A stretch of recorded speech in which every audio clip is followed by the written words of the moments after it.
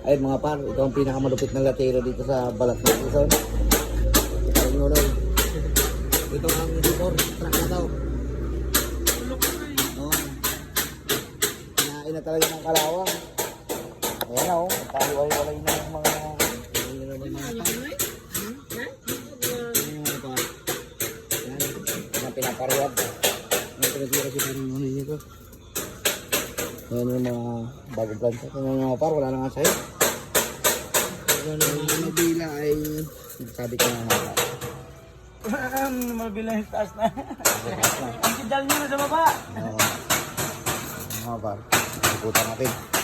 Pag ito natapos, Tingnan ito. papakita rin namin sa'yo. Ito na yung mga natanggal na mga nabulok-bulok na mga. Tingnan nyo naman. Matanda niya ha. Yan yung pinto niya. So pag natapos ito ni parang noon. Tignan natin ito ang ilalim. Ayan ang pag-inalim niya mga par. Alam mo yung pinahirapan na ng panahon. Ang truck na to. Takpo ba to? Pero, natapos ito, siguradong gwapong-gwapo naman. Magagamit pa, iba talaga ang mga Japanese truck. Madali lang siyang walang kamatayan. Kumbaga, tingnan nyo, nilulumot-lumot na nga pala ito. Oo, nilumot-lumot na siya. Ay, kitang-kita na yung under chassis. Mga paro.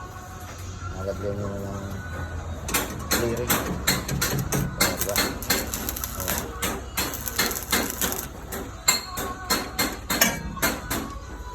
Dito na kami mga paro. Ang libulit ng truck. Ang tinitira si Parang naman.